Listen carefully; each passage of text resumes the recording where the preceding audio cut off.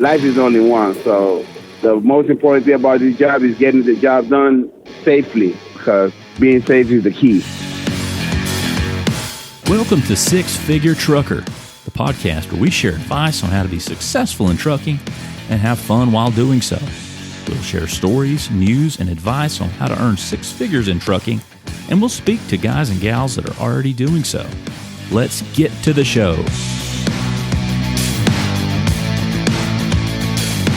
Hello, everyone, and welcome to the Six Figure Trucker, brought to you by Norton Transport. This is a venue, a space, if you will, where we lift up, we elevate, and celebrate the drivers that make our company what it is. We have so many drivers, and this is a chance for us to let you get to know each and every one of them, their stories on and off the road, what propels them, what keeps them going, what keeps them rolling. Now, we have a very special guest with us this evening, Mr. Osman Alvarez. Osman, how are you? I'm doing real good. Where are you right now, Osman? I am passing through Monroe, Louisiana. Okay, so you're on the road now. You left from the Dallas-Arlington area, is that right? That is right. You're on your headsets. We just want everybody to know you're on your headsets and behind the wheel. That is correct. Gotcha. What are you driving right now? I'm driving a Freightliner M2 chassis. Cabin chassis? Yes, sir. Is it bouncing on you? Oh, no, it feels comfortable. We hear that from a lot of drivers. Cabin chassis sometimes can be a little bumpy. Oh, yeah. Nah, this one feels comfortable. Okay, is it a brand new truck or an older truck? It's a 2025. Oh, brand new. That's nice. How much of a break or how much difference is there between riding a brand new one, a 25, versus say a 21 or something along those lines? Well, for me, it's the steering. The steering. Every time the steering is, everything changes on the steering because they all feel different. Like old school feels a little bit harder, and the steering supplies, suspension supplies under these trucks is a little bit more updated, so they feel more comfortable. I got you. Yeah, it's nice to be in a nice ride. What's the cab like on that Freightliner? Give us kind of a description of the cab and some of the features that you have there, creature comforts. It's really like a three-seater cab. Only the driver's side got the comfortable seat, and the passenger is a vehicle for three passengers. Okay. And what about some of the dashboards? They've changed a lot over the years. It's very, very sophisticated now. That is correct. Everything right now is all digital on this truck, and even the brake system, the air supply, is basically not even a push button no more. It's just everything electrical. Gotcha. Is that comfortable where you just have to sit back and let it ride, let the power go? Yep, it is comfortable. Can't complain. Now, Osman Alvarez here that you're listening to on the Six Figure Trucker, brought to you by Norton Transport, is no stranger to getting in a truck.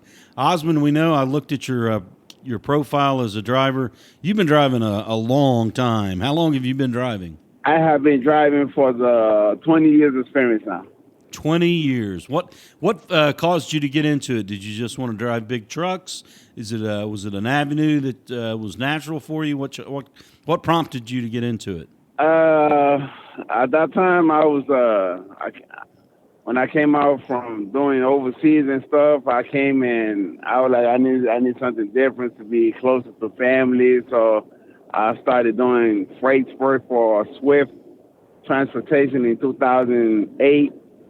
Then from 2008 to 2010, then I went to work for Beacon's Van Line. That's a moving company. And I worked for Beacon's Van Line to 2014. And from 2014, I started working for, opened up my own company, and then I started doing me. Now, we had talked previously that you opened up your own company. Tell us about that company and what were some of the pros and the cons of having your own company.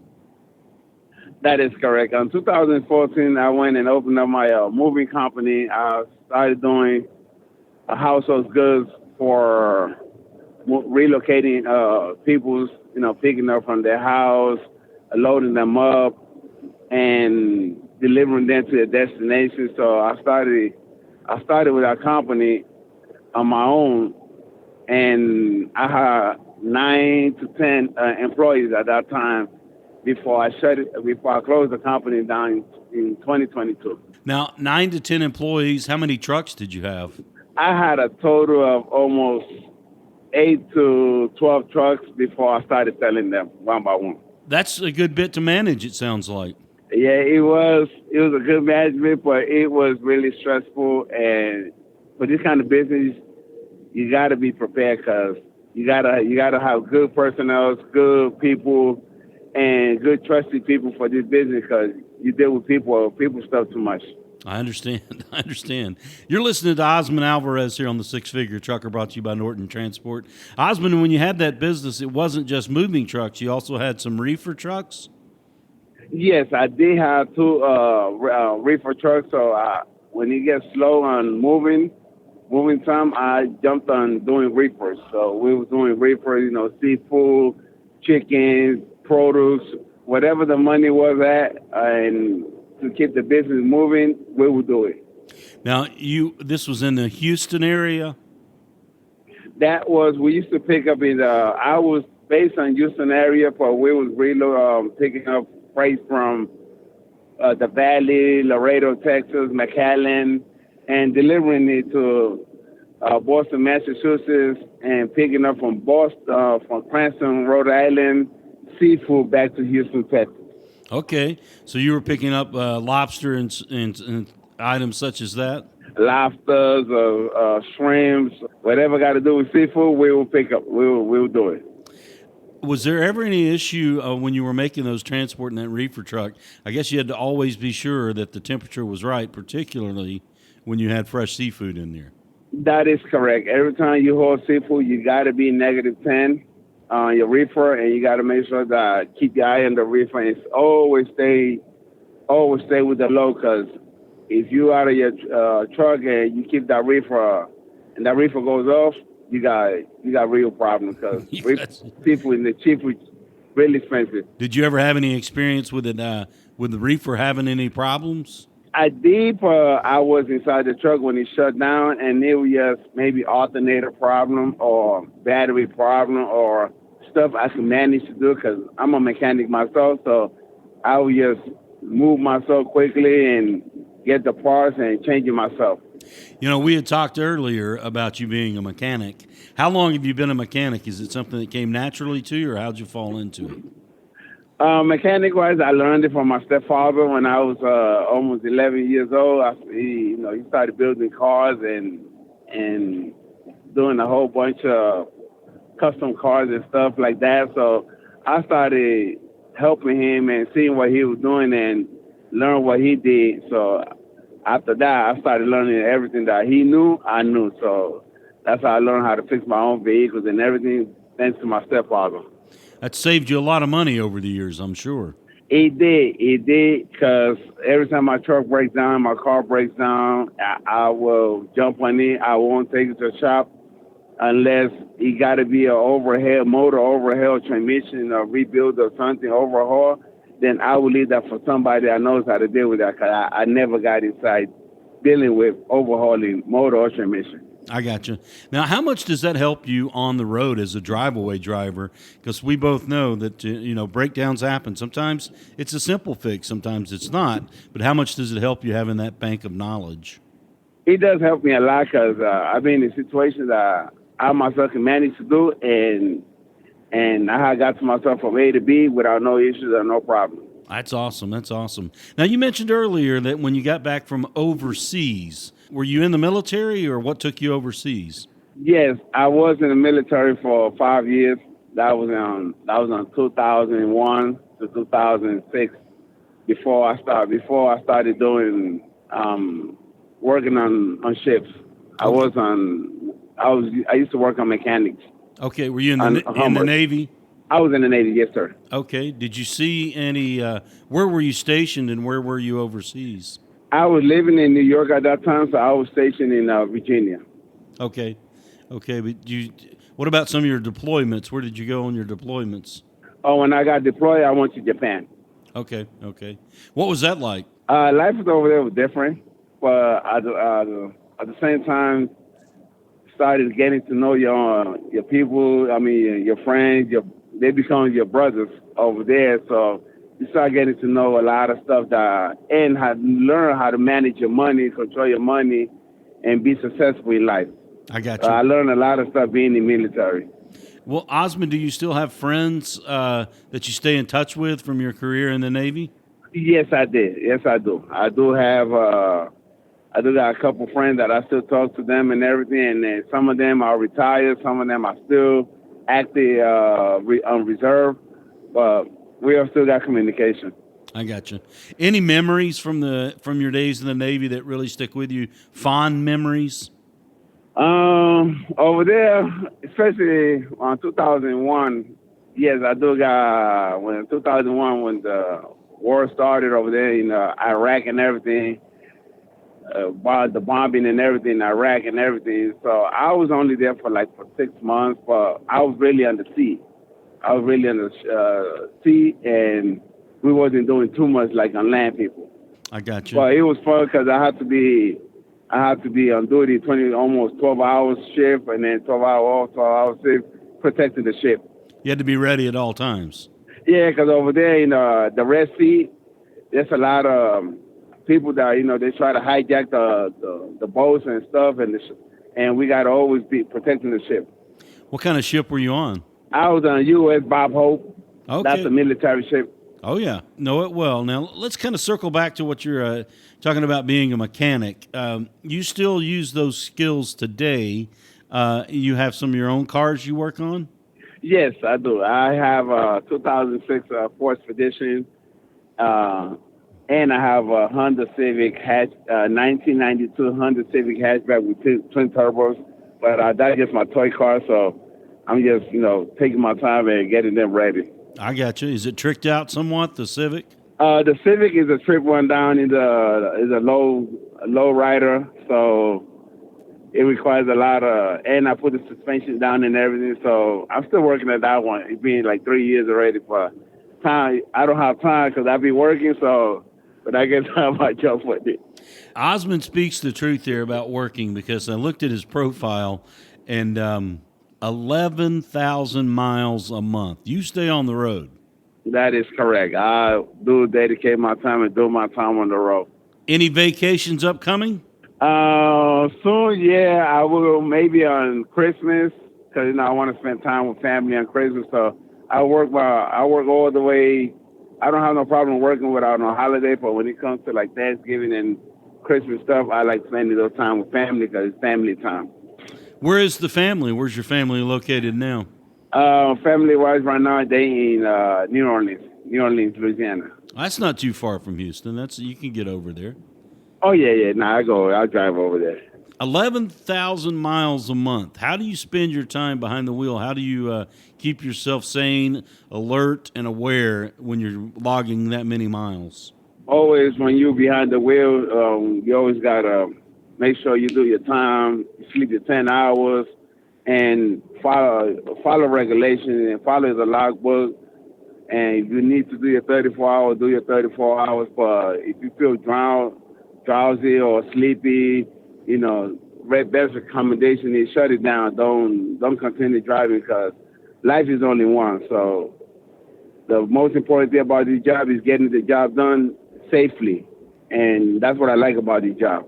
The being able to do it safely? Yep, to be able to do it safely and on time. Because we always got to get the job on time. But the best thing I like about this company is that if you come to any issues and you can't, and something happens, you always got communication with Norton Transport because they will help you. Now, Nada is your dispatcher, is that right? That is correct. Nada Sanchez. Well, give us a little insight on Nada. What's she like? She's the best. She's the best of the best because whatever you need help, she's always there and she helps you. And whatever she can do in her power, she's gonna do it because she always want to make sure that we are safe on the road and we are good on the road. And she's a good dispatcher. So about her, she's the best of the best over there. Yeah, I got there, and I will say because she has been good for me. That's cool.